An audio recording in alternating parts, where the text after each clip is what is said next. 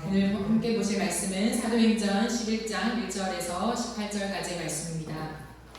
사도행전 11장 1절부터 18절까지의 말씀입니다. 다 찾으셨으면 한 절씩 교독하시고 마지막 절은 합독하시겠습니다.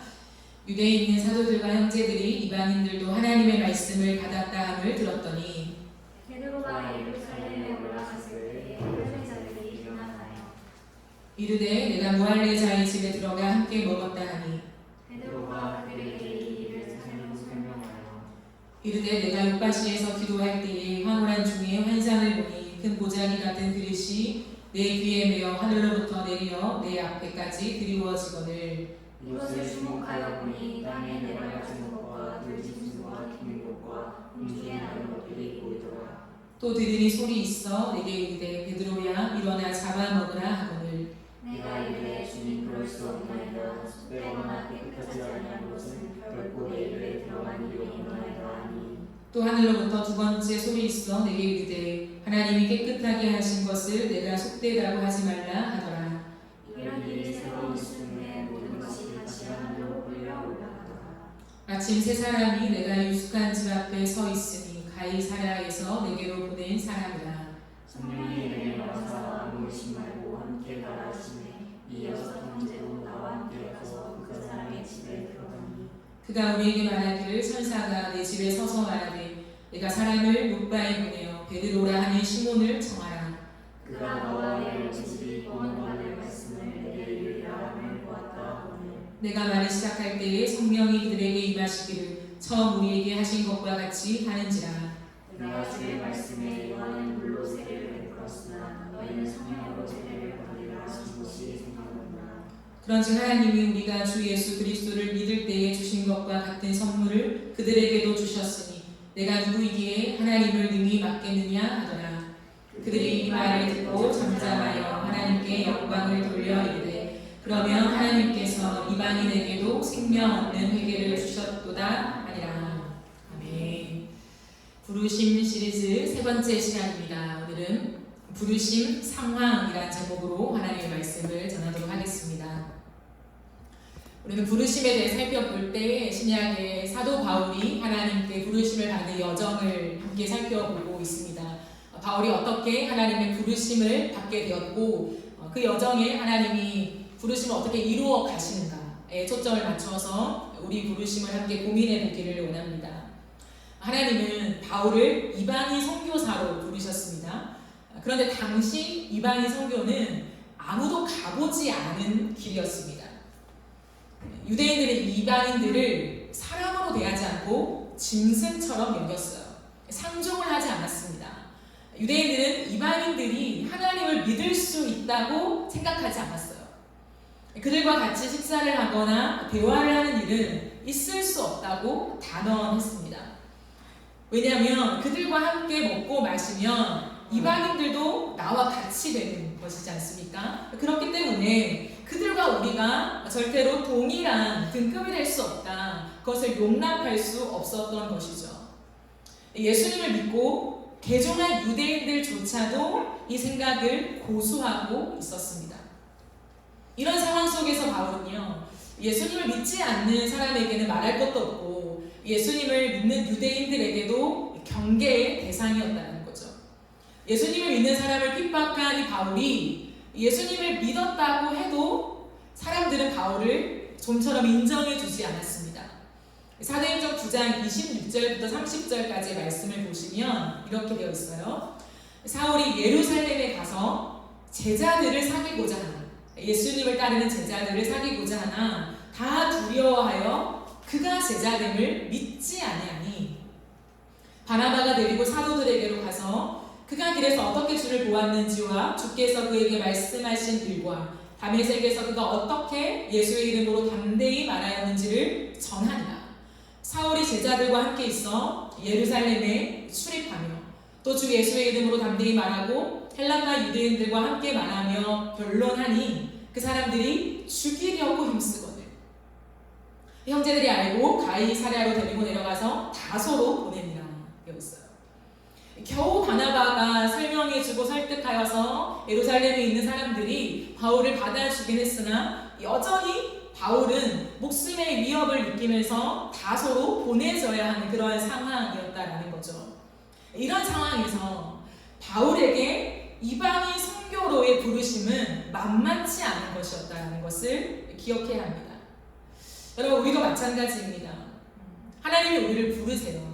하나님이 나를 부르시는 감동을 분명히 받았습니다.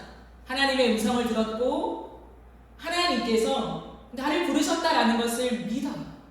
그런데 나의 상황은 내가 받은 부르심과 멀어지게 느껴질 때가 있습니다.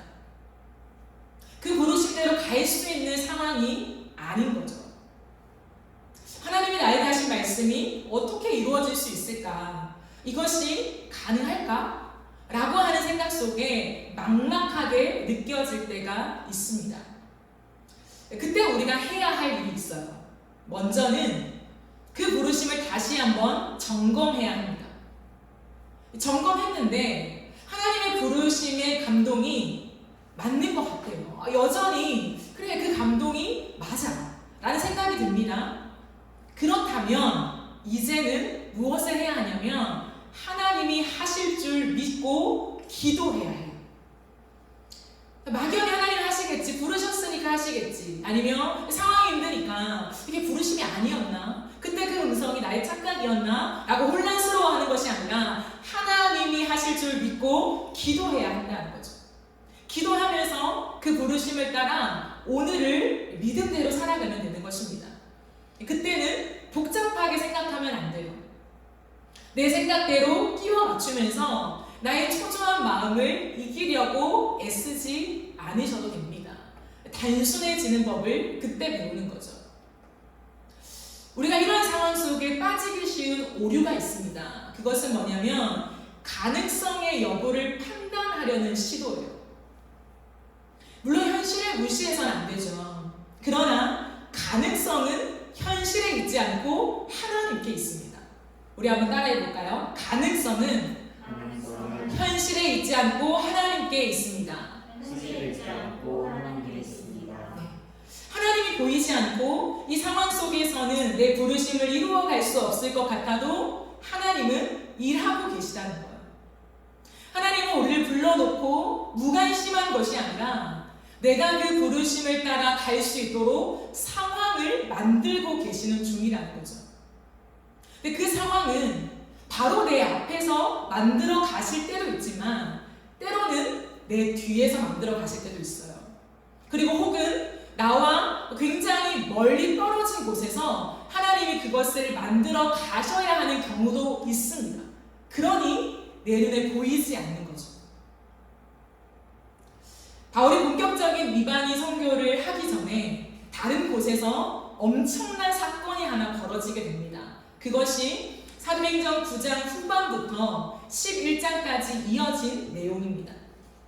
베드로가 여러 곳을 다녀요. 여러 곳을 다니면서 예수님의 능력을 행하게 됩니다. 그때 어떤 한 사건을 통해서 이방인 고넬료의 집에 가서 복음을 전하고요, 식사를 같이 하고요, 세례까지 베풀게 돼요. 근데 이 이야기가 예루살렘 교회에 알려지게 되었는데 오늘 본문은 그 이슈를 다루고 있습니다.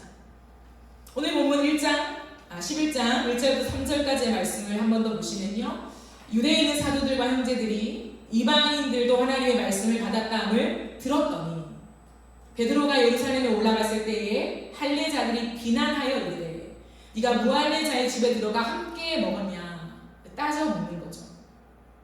베드로가 여러 곳을 돌아다니면서 사역을 하고 돌아왔어요. 그런데 반응은 뭐냐면 예루살렘 교회에 난리가 난 거예요.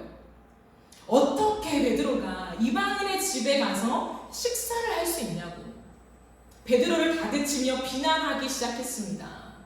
참 놀라운 것은 베드로가 성령을 받은 다음에 그의 태도가 변한 것 같아요. 4절을 보면 베드로는 화내지 않습니다.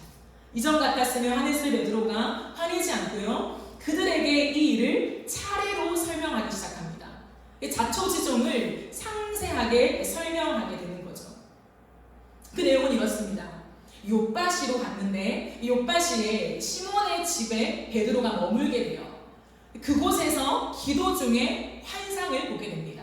그 환상 속에 보자기 같은 큰 그릇이 베드로 앞에 내려오게 되는 거예요.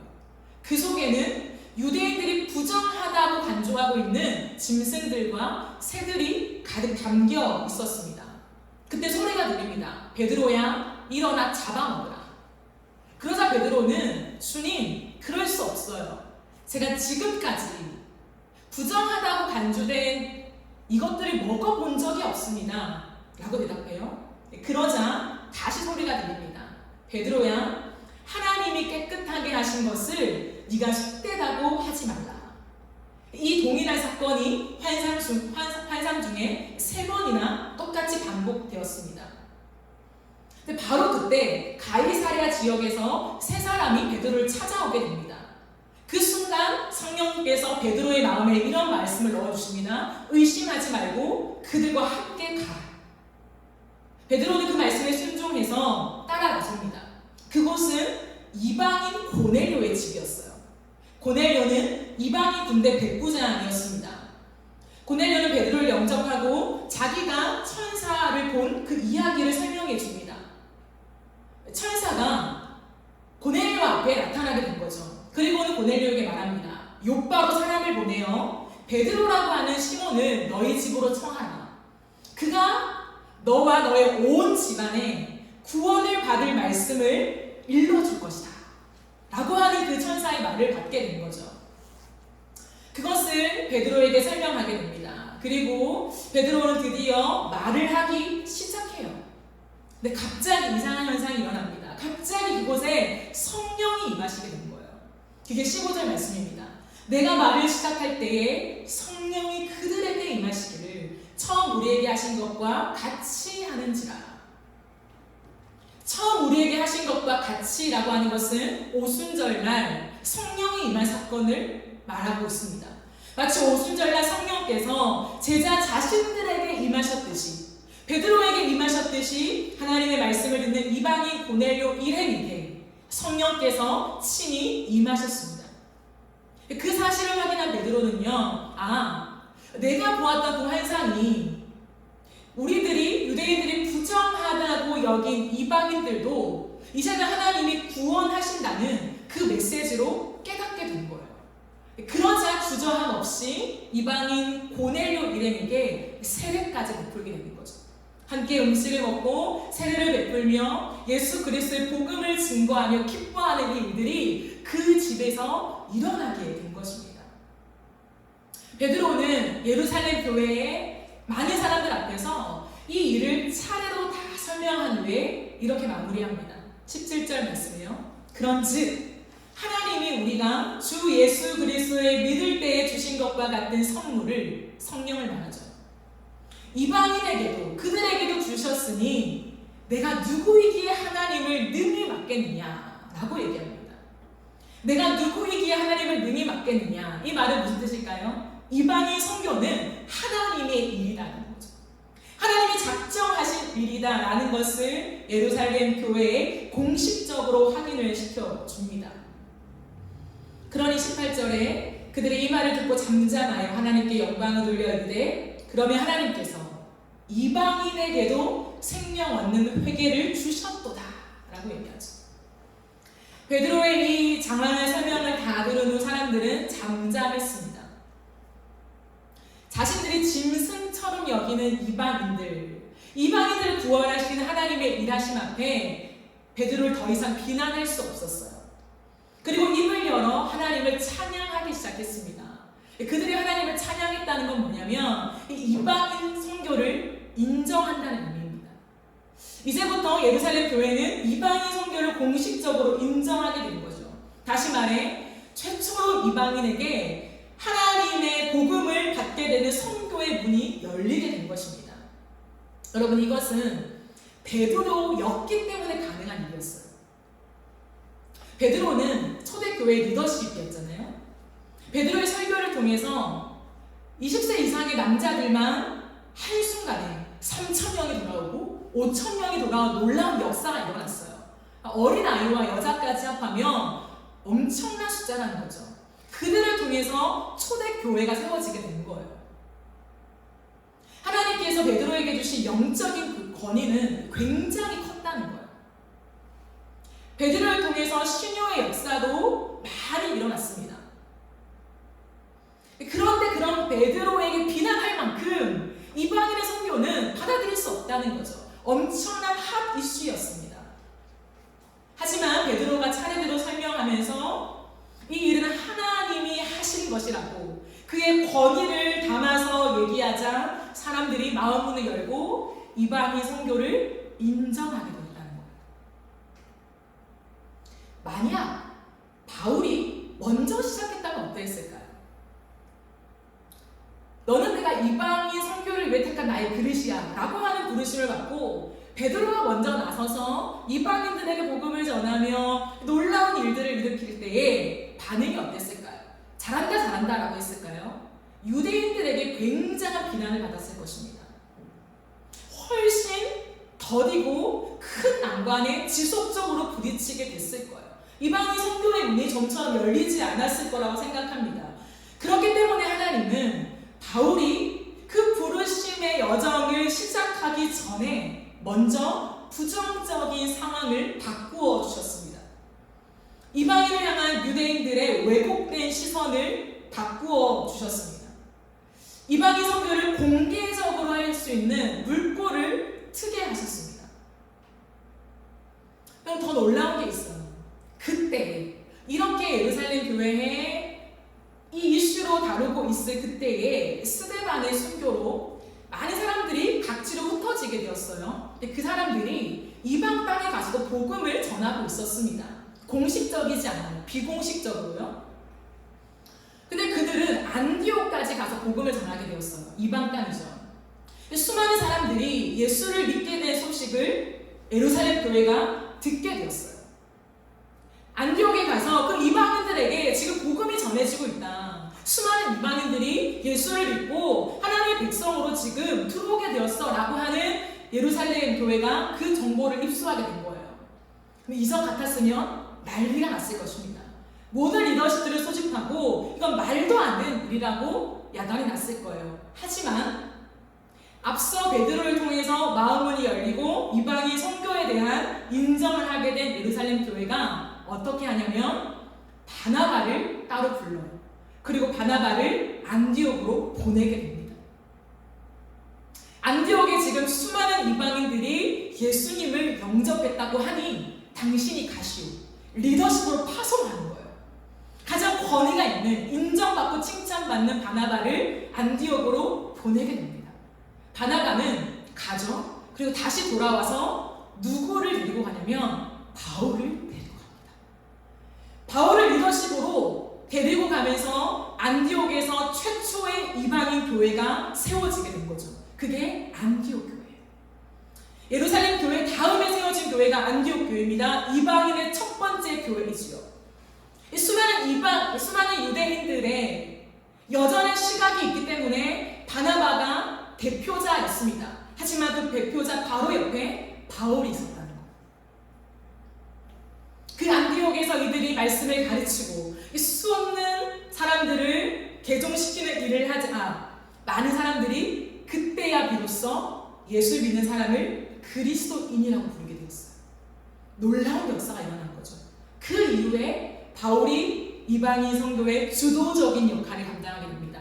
그래서 바나바, 바울이라고 하는 늘 바나바를 먼저 앞세웠던 것이 바뀌어서 이제는 바울이 앞으로 오게 돼요. 바울의 주도적인 리더십이 되었다는 것입니다. 이방인 선교에 있어서. 무엇입니까?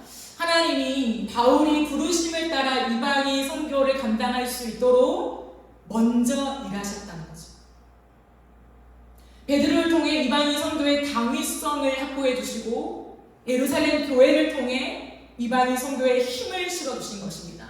이것은 공식적인 힘이에요. 하나님이 공개적으로 공식적으로 권위에 힘을 실어주시면서 바울의 선교에 박차를 가하게 하신 거죠. 여러분, 바울은 이 모든 상황을 보면서 어떤 생각을 했을까요? 바울은 이전에는 자신이 계획한 대로 한 한치의 오차도 없이 움직였던 사람이었습니다. 그러나 이제 주님의 부르심을 따라 걷게 되면서 자신이 전혀 할 수 없는 일을 하나님이 하시는 것을 보게 되었어요. 상황을 바꾸시며 자신의 길을 만들어 가시는 하나님의 역사를 생생하게 경험하고 있는 거예요. 바울은 지금 목숨을 부지하기 위해서 가이사랴에 지금 쫓겨가고 있는 상황인데 그곳에서 주님이 이방인들을 개종시키는 놀라운 역사를 이루어 가심을 보고 있는 거죠. 자신을 위해서 길을 만드실 뿐만 아니라 길을 넓혀 가시는 하나님의 역사를 보고 있습니다. 또한 자신이 할 수 없는 일을 같이 감당할 수 있는 동력자들을 붙여주시는 하나님의 일하심까지 경험하면서 하나님의 부르심을 따르는 길을 확신하게 됩니다. 맞구나. 하나님이 나에게 이방인 선교를 하도록 부르신 것이 맞구나. 그래서 이 모든 상황을 내가 할 수 없지만 하나님이 저 뒤에서 저 멀리서 일하고 계셨구나. 바나바를 붙여주시는구나. 베드로의 권위를 나에게 입혀주시는구나. 예루살렘 교회의 공식적인 힘을 나에게 불어넣어 주시는구나. 하나님의 일하심이 너무 멋지지 않으십니까? 저는 이 말씀을 바울의 부르심과 연결하여 묵상하면서 하나님께 너무 감동했어요. 사랑하는 여러분, 반드시 기억해야 합니다. 우리가 하나님의 부르심을 따르는 한 그 길은 반드시 열립니다. 아무리 부정적인 상황일지라도 하나님은 그 상황을 바꾸어 내십니다. 그러니 아무도 가보지 않은 길이라고 주저하지 마십시오. 최대한 리스크를 줄일 수 있는 길을 선택하지 말고 그저 부르심대로 가세요. 상황을 보면서 계산하지 말고 상황을 바꾸어 달라고 하나님께 기도하십시오. 그게 부르심을 따르는 자의 태도입니다. 여러분, 만약에 내가 계획한 길로 간다고 가정을 해봅시다. 하나님의 부르심의 길이 있는데 그것 말고 내가 계획한 길로 생각하고 판단해서 간다고 가정해봐요. 그렇다면 그때 하나님이 나를 즉시로 낚아채실까요? 이 길이 아니야, 내 길은 여기야 라고 우리를 낚아채실까요? 물론 그런 경우도 있습니다. 그러나 보통은 하나님이 낚아채지 않으세요. 그냥 놔두세요. 그 길로 가도록 하신다는 거예요. 그리고 언젠가는 하나님의 길로 돌아설 수 있도록 우리를 인도하세요. 우리는 그것을 하나님의 섭리라고 표현하죠. 하나님의 섭리와 은혜 안에 우리가 보호를 받습니다. 그래서 하나님의 자녀들은 안심하는 거죠. 내가 혹시나 잘못된 길을 선택해도 하나님이 언젠가는 나를 돌아오게 하시는구나. 그 안정감을 누릴 수 있습니다. 그러나 기억해야 할 게 있어요. 그 길에서는 하나님의 영광을 충만하게 경험하지 못합니다. 하나님의 영광이 무엇입니까? 하나님의 얼굴이에요. 하나님이 살아계시다는 것을 아주 생생하게 경험하게 되는 것입니다. 그리고 하나님이 내 삶에 친히 일하시는 거예요. 이것이 바로 하나님의 영광입니다. 이 영광은 경험하지 못한다는 거예요. 조금 더 깊이 생각을 해볼까요? 우리가 어떤 길을 선택할 때 그렇게까지 많은 시간을 투자하고 기다리면서 기도할 필요가 있을까요? 이 길이 하나님의 길일까 아닐까? 내가 선택했는데 하나님의 길이 아니면 어떡하지? 이렇게 마음을 두근두근거리면서 굳이 오랜 시간을 고민할 필요가 있을까요? 어차피 나는 하나님의 주권 안에 있어요. 하나님이 나를 버리지 않습니다. 내가 하나님의 자녀라면 하나님은 반드시 나를 하나님 쪽으로 돌려놓으실 게 분명해요. 안정감이 오잖아요. 자유가 임합니다. 그래, 괜찮구나. 내가 지금까지 너무 스트레스를 받으면서 신앙생활을 해왔어. 하나님은 그런 답답한 분이 아닌데, 그렇게 째째한 분이 아니신데 말이야 라고 하면서 내 선택을 하나님이 존중해 주시고 응원해 주시고 함께 하신다고 결론을 내리면서 이전보다는 가볍고 빠르게 내 길을 걸어갈 수도 있어요. 길에 하나님의 얼굴을 생생하게 경험하지 못한다면 그래도 그 길을 선택하시겠습니까?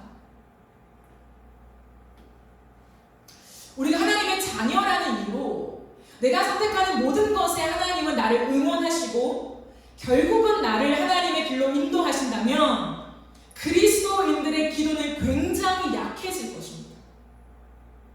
두 가지 현상이 나타나겠죠. 첫째는 기도가 가벼워집니다. 그리스도인들 삶에 기도가 거의 없어지지 않을까요?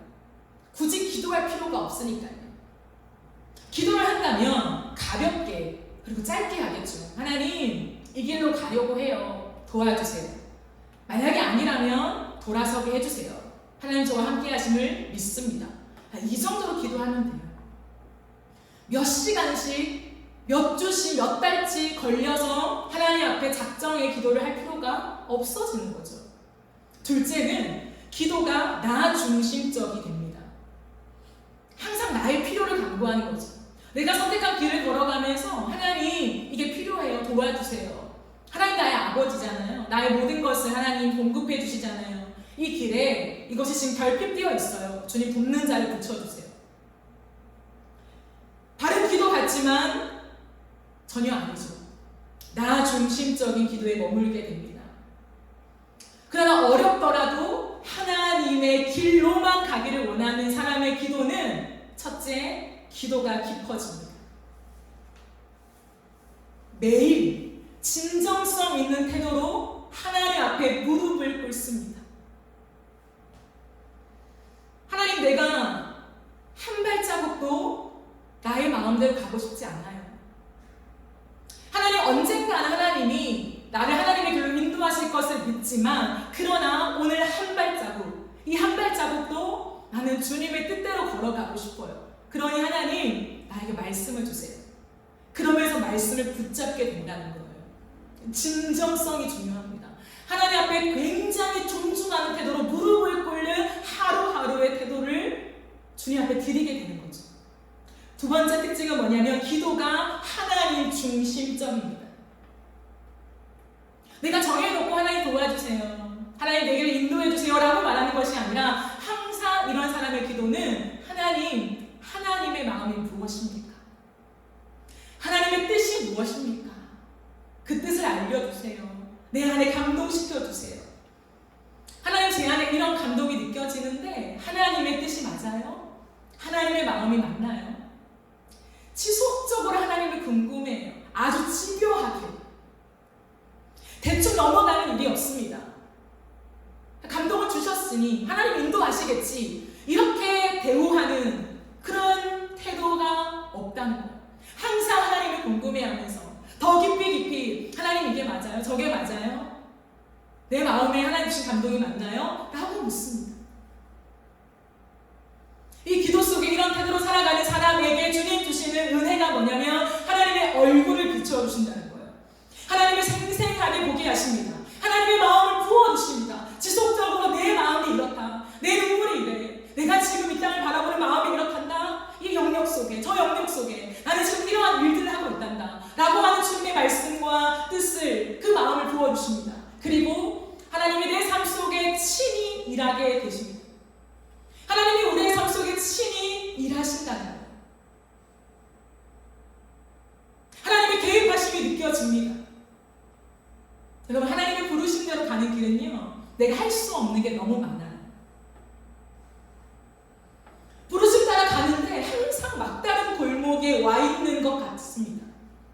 그러나 그때마다 하나님께서 길을 내신다는 것을 기억해야 돼요. 그러니 하나님의 개입을 누릴 수밖에 없죠.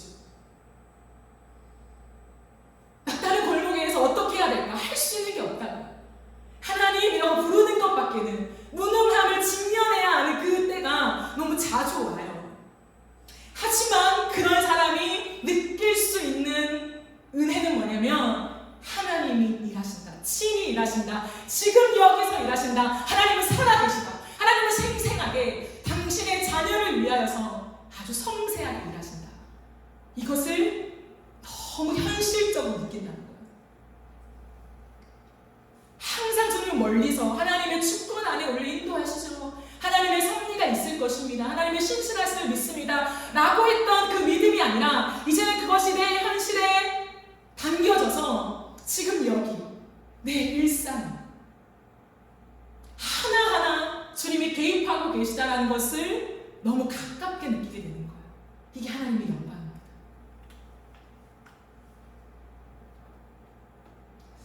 여러분, 그것이 이스라엘 백성들의 광야의 삶이었잖아요. 이스라엘 백성들은요, 끊임없이 편한 길로 가고 싶었어요. 그들의 삶의 목적은 뭐냐면 편한 길, 좋은 길이 아니에요. 화려한 길이 아닙니다. 그냥 좀 편했으면 좋겠다는 거예요. 불편하고 복잡한 건 딱 질색이에요. 노예라도 좋으니 편하고 빠른 길을 선택하고 싶었어요. 내 눈앞에 바로바로 보이는 것, 즉각적으로 내가 체험할 수 있는 것들. 그런데 그들을 이끄는 지도자 모세는 끝없이 하나님 앞에 엎드립니다. 모세에게는 이것이 쉬운 일이냐 어려운 일이냐가 중요하지 않았어요. 모세에게는 쉬운 길이냐 어려운 길이냐가 중요하지 않고 그에게는 이것이 하나님이 말씀하신 길이냐, 이것이 절대적으로 중요한 사람이었어요. 이스라엘 백성들은 빨리 광야를 벗어나서 어디든 가고 싶었어요. 정착하고 싶었어요. 그러던 중 모세가 하나님의 산에 올라가잖아요. 너무 더딘 거예요. 안 오는 거죠. 기다리다 지쳤습니다. 이제는 이동을 하고 싶었어요. 왜냐하면 광야잖아요. 언제 어떻게 위기가 올지 모르는 거예요. 그러니까 조급한 마음속에 이제는 금송아지를 만들어서 출발하자, 가보자, 어떻게 됐겠지 하는 마음이 생겼습니다. 그런 상황 속에 하나님이 개입하기 시작하면서 그들에게 이렇게 말씀하십니다. 그래, 이제 너희들끼리 가라. 나는 신실한 하나님이니 약속을 지켜줄게. 가나안 땅으로 들어갈 수 있도록 내가 약속했으니 들어가라. 가는 길에 내가 전쟁을 막아주마. 내가 호위병을 보내서, 내 천사를 보내서 다 막아서 너희가 안전하게 가나안 땅으로 들어갈 수 있도록 도와줄게. 그러나 나는 너희와 함께 갈 수 없어. 라고 말씀하시는 거예요. 그때 모세가 어떻게 반응했을까요? 모세는 하나님 앞에 납작 엎드립니다. 마치 바짓가랑이를 붙잡고 애원하듯이 하나님께 말합니다. 하나님, 절대 안 돼요. 하나님, 우리가 아무리 가나안 땅으로 들어간들 이 길이 평탄하게 적의 위협 없이 우리가 그 땅에 들어가서 잘 산다고 한들 하나님이 없는데 무엇이 의미가 있겠습니까? 하나님, 그건 절대 안 돼요. 라고 하나님 앞에 붙잡아 기도를 합니다. 그때 하나님이 마음을 돌이키시죠. 우리 하나님도 참 그 말을 듣고 싶으셨나 보죠. 그런 모세는 그의 평생에 오직 구름 기둥과 불 기둥만 따라갑니다. 구름 기둥이 솟아나면 가고요. 구름 기둥이 머물러 있으면 가지 않아요. 몇 달이고 머물러 있습니다. 그게 모세의 여정 속에 나타난 특징이죠. 그렇기 때문에 이스라엘 백성들도 어쩔 수 없이 그 모세를 따라 불기둥과 구름기둥을 따라서 가게 됩니다. 근데 보십시오. 주님의 길을 따라 걷는 자에게 하나님 주시는 복이 이렇습니다. 내가 나를 따라서 내 말에 순종하며 한 걸음 한 걸음, 내가 가나안 땅을 줬다고 해서 너희가 곧바로 그 길로 가는 것이 아니라 그 길의 모든 여정 속에 한 걸음 한 걸음 불기둥과 구름기둥을 따라 왔냐. 그렇게 한 걸음 한 걸음 너희는 나를 원하며 내 영광이 너에게 비춰주기를 원하며 그렇게 바보처럼 무능한 사람들처럼 나만을 따라 여기까지 왔어. 내가 이런 복을 줄 거야. 그게 신명기 6장 10절에서 11절 말씀입니다. 내 하나님 여호와께서 내 조상 아브라함과 이삭과 야곱을 향하여 내게 주리라 맹세하신 땅으로 너를 들어가게 하시고 내가 건축하지 아니함. 건축을 안 했어요. 그런데 크고 아름다운 성읍을 얻게 하겠다. 네가 채우지 아니함. 나는 채운 적이 없습니다. 그러나 아름다운 물건이 가득한 집을 얻게 하십니다. 네가 파지 아니함. 판 적이 없어요. 그러나 우물을 차지하게 하십니다. 네가 심지 아니함. 심은 적이 없어요. 하지만 포도원과 감람나무를 차지하게 하십니다. 그래서 드디어 우리가 배불리 먹게 하신다는 거예요. 하나님의 일하십니다. 여러분, 저는 이 말씀을 묵상하면서 너무 눈물이 났어요. 아무런 능력이 없는 이스라엘 백성들의 모습이 나와 같았어요. 애굽에서 430년 동안 노예 생활을 한 그들, 아무것도 없어요. 전쟁을 할 수 있는 기술력도 없고 자원도 없고 어떻게 해야 될지도 모르는 노예 의식으로 가득 찬 이스라엘 백성들, 그것이 거대한 세상 한가운데 서 있는 우리와 무엇이 다르겠습니까? 이 세상의 거대한 흐름 속에 수없이 많이 사람들의 좋지 않은 의도를 가지고 모든 사람들을 몰아가고 있는 시대의 흐름 속에 바보 같아요. 가보면 당하는 거예요. 내가 이렇게 어리석었나? 이 어려운 세상을, 위험한 세상을 내가 어떻게 살아갈 수 있을까? 그러나 주님은 이스라엘 백성들한테 걱정하지 마. 내가 너희를 불렀으니 너희를 부른 나에게 집중하고 한 걸음 한 걸음 내 말이 너희의 가능성이라고 생각하고 무릎 꿇고 말씀을 따라와라. 그러면 이 복이 너에게 임한다는 거죠. 저는 동일하다고 생각합니다. 오늘날 수많은 사람들은 그래 너의 능력이야, 너의 스펙으로 인해서 세울 수 있는 거야. 옆 사람을 봐. 더 열심히 뛰어야지. 잠을 줄여야지. 앞으로 가야지. 너의 사람들을, 가족들을 먹여 살려야지. 어떻게 이 비교 시대 속에 승리할 수 있겠냐? 라고 우리를 부추깁니다. 그때마다 우리는 초조해야 합니다. 그래, 빨리 가야 되는데, 쌓아야 되는데, 보관하지 못하면 어떡하지? 나중 때는 어떻게 준비하지? 이 수만 가지 생각이 우리의 마음을 사로잡아서 우리는 늘 불안해합니다. 그런데 주님 말씀하십니다. 그 길이 아니라 날마다 내가 너의 가능성이라고 믿으며 내 말씀 앞에 엎드리지 않을래. 내 말씀 앞에 나를 존중히 여기며 그 말씀에 생명이 있다고 생각하고 창조의 능력이 있다고 생각하고 내 앞에 엎드리지 않을래. 그렇다면 내가 너에게 이걸 줄 거야. 네가 건축하지 아니한 크고 아름다운 성읍을 얻게 할 거야. 네가 채우지 아니한 아름다운 물건이 가득한 집을 얻게 할 거야. 네가 파지 아니한 우물을 차지하게 할 거야. 네가 심지 아니한 포도원을, 감람나무를 차지하게 할 거야. 나는 너를 배불리게 먹일 거야. 그러니 그때에 나를 잊지 마라. 내가 너를 보호했던 것을 잊지 말고 항상 나를 경외하라 라고 주님 말씀하세요. 사랑하는 여러분, 하나님이 이스라엘 백성보다 먼저 가셔서 일해 놓으신 거예요. 하나님은 언제나 그렇습니다. 앞서 가셔서 우리가 취해야 될 것들을 하나님 먼저 취해 놓으시고 내가 한 발짝 한 발짝 주님의 길을 따라서 막다른 골목 같은 그 길을 헤쳐나가 가다 보면 여기 있어 라고 우리에게 안겨주시는 분이에요. 하나님은 우리보다 먼저 가셔서 일하시는 하나님이라는 걸 잊으시면 안 됩니다. 하나님의 부르심을 따라 걷는 자에게 하나님 반드시 보상을 하십니다. 부르시는 것도 영광이지만 하나님은 거기에 보태서 내가 나의 영광을 너의 인생에 부을 거다. 막연한 하나님, 어딘가에 있을 하나님으로 나를 섬기게 만들지 않고 생생한 하나님으로 너의 인생 속에 오늘이라는 것, 이 하루 속에 내가 생생하게 살아있다는 것을 너의 인생 속에 경험하게 할 거야. 나의 얼굴을 항상 너에게 비춰줄 거야. 마치 얼굴과 얼굴을 마주하듯이 나와 친밀하게 대화하듯이 내가 너에게 그 복을 허락할 거야 라고 주님이 말씀하신다는 거예요. 여러분은 어떤 길을 선택하시겠습니까? 말씀을 정리하겠습니다.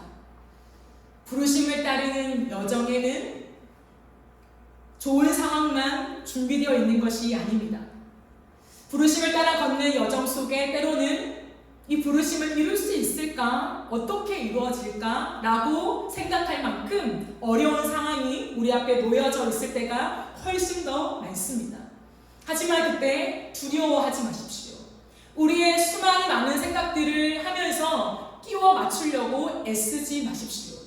하나님의 부르심이 맞다면 그 부르심을 붙잡고 기도하십시오. 하나님, 내가 할 수 없습니다. 그러나 가능성이 하나님께 있습니다. 내 현실에 있지 않고 하나님께 있으니 하나님 친히 인도해 주세요. 하나님이 개입하지 아니하시면 한 걸음도 갈 수 없어요. 그러니 하나님 인도해 주세요 라고 하는 그 기도가 우리에게 필요한 것입니다.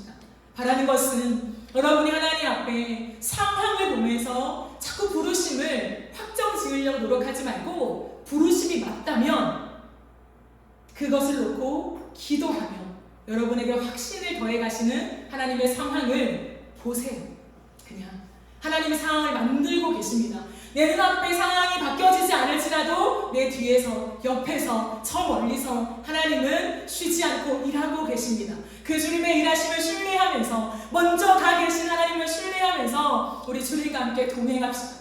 그 주님의 영광이 내 삶에 비춰주기를, 그 흥분된 마음과 감격을 가지고 오늘 또 말씀으로 살아갑시다.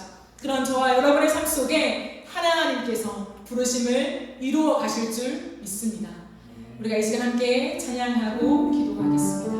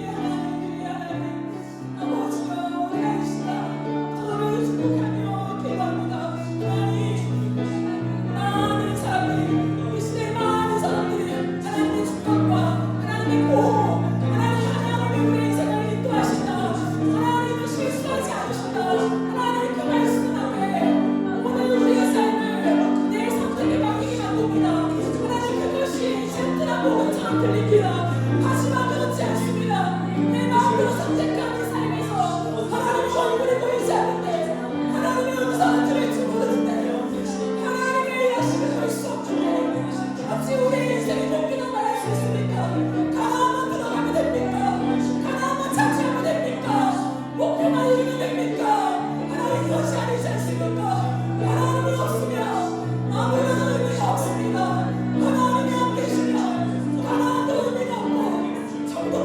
없습니다. 주님이 계신 곳이 천국인 줄 믿습니다.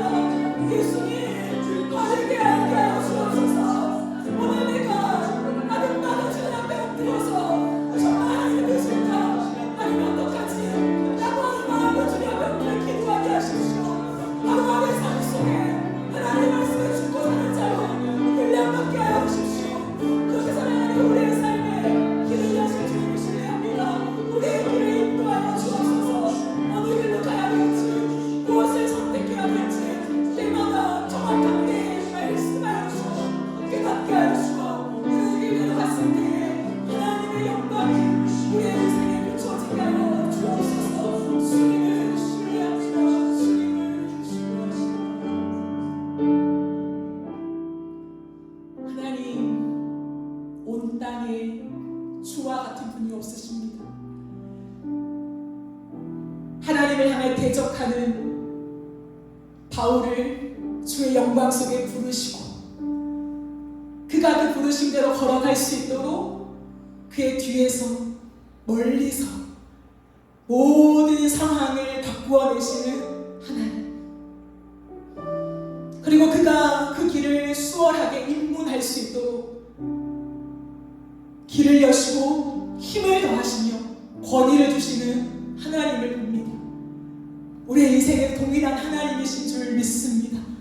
우리를 부르신 하나님, 그것만 해도 영광스러운데 그 길을 잘 걸어갈 수 있도록 하나님이 이미 우리의 상황 속에 지금도 일하고 계심을 의심하지 않습니다. 때론 보이지 않는다고 해서 내가 내 마음대로 상황을 끼워 맞추기 하면서 걸어가지 않게 하여 주시고, 빠르게 걷기 위하여 조급한 마음속에 내가 일을 행하지 아니하도록 하나님 나를 붙잡아 주시옵소서. 오늘도 주의 말씀 앞에 엎드리며 하나님 앞에 무릎을 꿇고 기도하는 종들이 되어지게 하여 주시옵소서. 우리의 몸이 성전이라셨습니다. 내 안에 기도의 불이 꺼지지 않도록 도와주시고 성령께서 우리의 삶을 장악하여 주셔서 우리가 걸어가는 한 걸음 한 걸음이 주님의 뜻을 이루는 모든 삶이 될 수 있도록 역사하여 주시옵소서. 부르심을 위하여 기도하고 새로운 출발을 앞두고 있는 지체들이 있습니다. 하나님 앞에 질문하고 그 길을 묻고 기다리며 많은 것들을 내려놓고 있는 우리의 마음을 귀하다 말씀하신 하나님, 우리의 인생 속에 하나님의 때가 될 때에 길을 여시고 구체적인 것들을 알려주실 때가 반드시 있음을 믿습니다. 그리하여 우리의 인생이 이제는 하나님 앞에 붙잡힌 바 되어서 한 걸음 한 걸음 하나님의 영광이 쏟아지는 복된 인생으로 걸어가며 주의 부르심을 완성하는, 이루어드리는 그러한 삶이 될 수 있도록 복의 복을 더하여 주시옵소서. 우리의 얼굴에 하나님의 얼굴이 떠나지 않게 하여 주시고, 하나님이 우리의 귀에 하나님의 음성이 떠나지 않게 하여 주시고, 생생하게 주의 임재를 경험하며 살아가는 너무 귀한 인생 될 수 있도록 우리 모든 지체들을 축복하여 주시옵소서. 감사드리며 예수님의 이름으로 기도합니다. 아멘.